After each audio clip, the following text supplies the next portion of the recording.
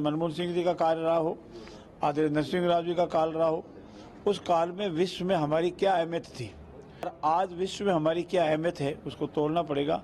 उनके आरोप बेबुनियाद है और जो कहते हैं वो करते हैं, जो करते हैं वही कहते हैं।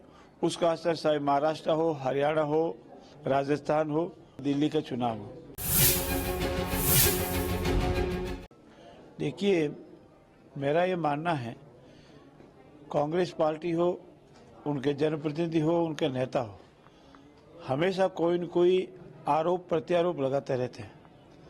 यशस्वी मुख्यमंत्री जी हमारे भजनलाल में राजस्थान का विषय हो या विश्व के सर्वमान्य नेता आदरणीय नरेंद्र मोदी जी हो, उन्होंने विश्व पटल पर जो अपनी छाप बनाई है, अपनी अहमियत कायम की है। ऐसी स्थिति में उनके विरुद्ध ये कहना कि बांग्लादेश का विषय अंतर्राष्ट्रीय पटल पर नहीं ले जा रहे हैं, वो पूर्ण रूप से गलत है। उनके कार्यकाल के दौरान चाहे पूर्व मुख्य प्रधानमंत्री आदरणीय मनमोहन सिंह जी का काल रहा हो, आदरणीय नरसिंह राव जी का काल रहा हो, उस काल में विश्व में हमारी क्या अहमियत थी और आज विश्व में हमारी क्या अहमियत है, उसको तोड़ना पड़ेगा। उनके आरोप बेबुनियाद है। यशस्वी प्रधानमंत्री आदरणीय नरेंद्र मोदी जी हिता जहाँ जहाँ जरूरत पड़ती है, हमारे विश्व में जहाँ जहाँ भी हमारे भारतवासी है, हम किसी एक धर्म और जाति की बात कभी विश्वास नहीं करते हैं।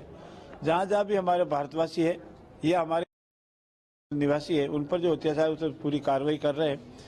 अब बांग्लादेश के जो हालात है,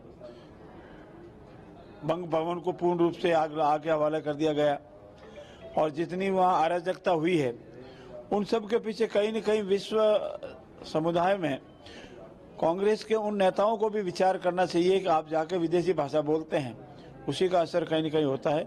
हमारे यशस्वी प्रधानमंत्री इसमें सख्त कार्रवाई कर रहे हैं, उसका असर भी दिखा है और भविष्य में जरूरत पड़ेगी तो और करेंगे। एक बार जब दिल्ली के चुनाव हुए, ऐतिहासिक जीत मिली है, देखिए, हमारे यशस्वी नेता और जो कहते हैं वो करते हैं, जो करते हैं वही कहते हैं। उसका असर चाहे महाराष्ट्र हो, हरियाणा हो, राजस्थान हो या कल दिल्ली के चुनाव हो। उन्होंने ये स्पष्ट रूप से कहा था कि दिल्ली के चुनाव हम जनता के विश्वास पर जीतेंगे। मैं मेरी बात एक लाइन के आगे करूं, जैसे हमारे यशस्वी मुख्यमंत्री आदरणीय भजनलाल जी का वो वक्तव्य जो विधानसभा के पटल पर चुनाव का परिणाम आने से एक दिन पहले कहा था और मेरे कांग्रेस के सभी साथियों को चेतावनी दी थी कि जिस तरह से उनका व्यवहार रहा है, वो धीरे धीरे राजस्थान में सहित अन्य प्रदेशों में जीरो होते जाएंगे। उन्होंने घोषणा करके कही थी कि कल विधानसभा में चुनाव का नतीजा आएगा और दिल्ली में गोल हो जाओगे, जीरो हो जाओगे, जीरो हो गए। उनको इस बात पर गहनता से विचार करना चाहिए कि हमारी चूक कहाँ हो गई, हम जनता से क्यों छिटक रहे हैं, जनता हम पर विश्वास क्यों नहीं कर रही है। वोटों की राजनीति और तुष्टीकरण, ये जब तक वो नहीं छोड़ेंगे तब तक कांग्रेस का अस्तित्व धीरे धीरे समाप्त होता जाएगा। और कभी विचार करेंगे, 3 चुनाव हो गए हैं दिल्ली में, तीनों चुनाव उन्होंने हैट्रिक लगाई है, वो भी जीरो पे रहने की, फिर भी नहीं समझे तो उनकी मर्जी है। आपने राजस्थान की विधानसभा का परिदृश्य देखा, कोई सूचना नहीं दी, कोई इतला नहीं दी, कोई नियमों में नहीं आए, सीधे वेल में आकर के हल्ला उम्मीद कर दिया। आदरणीय स्पीकर महोदय ने कहा जो कुछ भी आप कहना है नियमों में आइए, अर्जी दे दीजिए या 0 आवर्स के बाद खड़े होकर भी बोल जाइए, सरकार जवाब देने को तैयार है। लेकिन उन्होंने कुछ नहीं, हटबंधता रखी और फिर चाहे मेरा प्रिंट मीडिया हो या मेरा इलेक्ट्रॉनिक मीडिया हो, उनको जो जवाब मिला और आदरणीय मुख्यमंत्री जी ने जो उनको पसीना पौस करके और पानी पी करके धोया, उसका परिणाम आपके सामने है, उसका आंकलन आप स्वयं करते हैं। और मेरा ऐसा मानना है कि ये कहीं न कहीं कांग्रेस की अंदरूनी खींचतान का परिणाम था।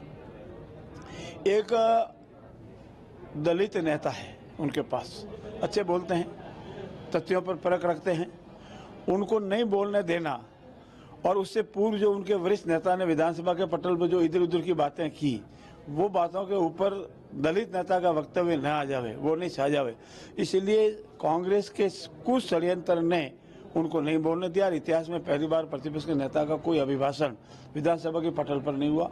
इस पर उनको विचार करना चाहिए, बाकी विचार करे या नहीं करे ये उनका अंदरूनी मामला है। धन्यवाद।